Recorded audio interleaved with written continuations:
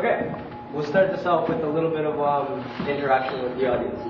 Does anybody want to give me their definition of a leader or leadership? Example. An example, definition, anything can work. A leadership. A leader is an example. Okay. Anybody else?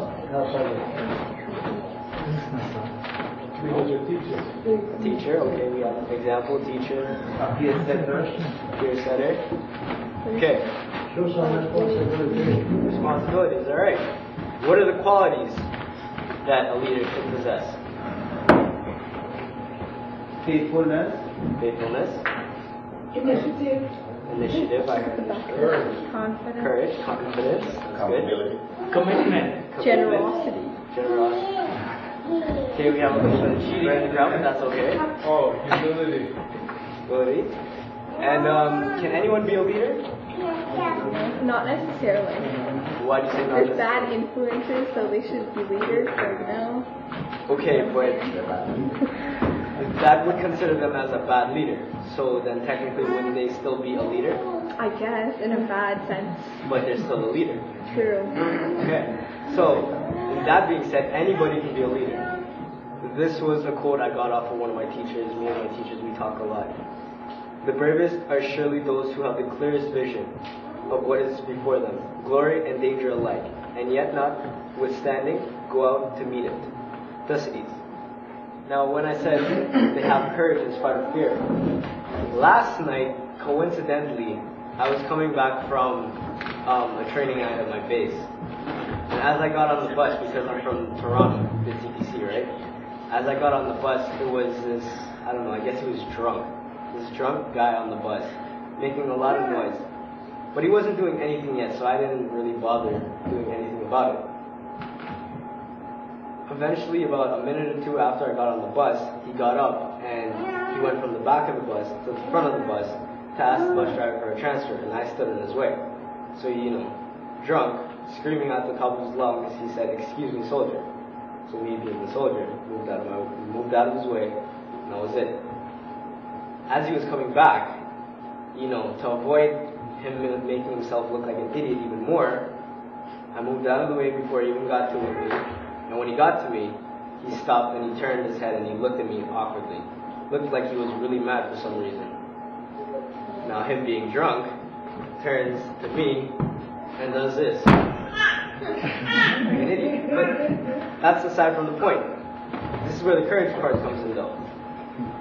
As he went back to the bus and he sat down, there was this girl. I don't know, I guess they were about the same age, around 20, 21. And he started saying stuff like, you look cute, this and that, where's your boyfriend? And he said, "Where's your boyfriend?" She said, "Oh, he's not here right now." So him being drunk, he said, "Oh, since your boyfriend isn't here, maybe you should do something with me." And then I think he may have touched her, but I didn't see it. So all I hear is, "Don't touch me," and a slap. So I look over, nothing happened, and I confronted him, saying, you shouldn't do that. She told you 2 times already, don't touch her. She doesn't like you, she doesn't want to talk to you, this and that, just leave her alone. So he gets up, still drunk, but kind of fumbles a little bit, and he tries to be the big man. He tries to frighten me, but he's drunk and I don't really care. He says, "Oh, you know what, you should mind your own business, otherwise, I'm going to have to do something about it." I told him, you can try to do something about it. If you do anything, I will have to take you down to the floor, restrain you, and get you arrested. And then he tried, I guess, making me flinch, so he threw a punch, but it didn't touch me or anything. And I didn't flinch. He tried it a second time, and then he realized I wasn't joking, so then he was like, "Okay, since you're a soldier, I'm not going to do anything because I'm a big man." He sat down. I stood there for 2 bus stops. He didn't say a word. He just kept his head on the ground. That is where I say a leader has courage, because a leader would stand up for what he believed or she believed is right. I believe that he did not have the right to go to that girl and do whatever what he was doing to make her feel uncomfortable. That is what I say is courage in a leader. Does everyone agree? Okay. You're on a plane from Ontario to BC. Something goes wrong on the plane and you ended up crashing. Not a severe crash, but there are casualties. People did die. You, the people I picked, as a leader, you have to take charge of the situation. Your objective in this situation is to get help or find civilization. Make sure that your group of people, so your tables, are safe, they're warm, they have food, they're not dying on you, and you need to find a way to civilization.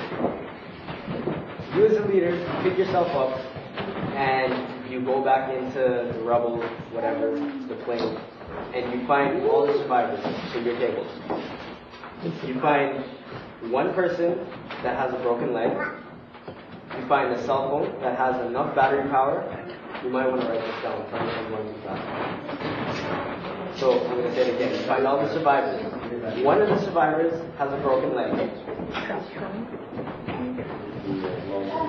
You found a cell phone, that has enough battery power for one phone call. You found food for 1 day for your whole table. 1 day worth of food. 1 day worth of food. And you found a compass with a crack in it. With a crack in it. That's all you found, with you alone searching. Let's see what people thought of.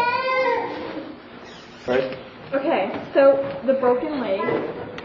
Okay, so for the broken leg. We're gonna wrap a male's t-shirt, because girls can't. We're gonna wrap a male's t-shirt around the person's leg, and then we're gonna find a signal on. So wait.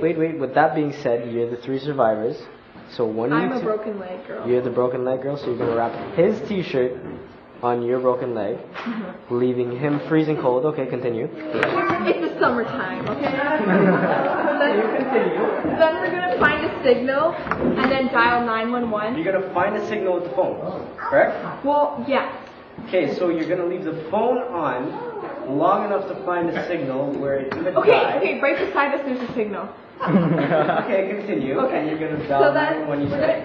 We're gonna gather the survivors and split the food evenly. Although I already said you had enough food to split the food evenly for a day, but okay. But oh my gosh, just listen. Okay. Drink from a nearby river. Okay. There is one. And go to the head of the island with a compass directions, but you can make it out, the crack's only small. And then make an Even though SOS. some of the liquid may have seeped out of it, okay? Make an SOS with fire, and you can make fire because we have matches in his pocket. And really? Yeah, he's Even a though pyro. He's a pyro. And a smoker, so. And then we're going to wait for emergency services to arrive, and they'll arrive in like 3 hours, so you know. Okay. And we both have glasses. And you both have glasses. To make the fire, if he ran out of matches from smoking and lighting things on fire. Right. He's a pyro and a heavy smoker. Okay. So we all saw how that plan failed miserably. Excuse me.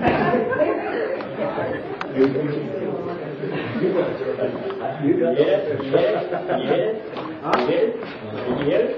That's my stomach.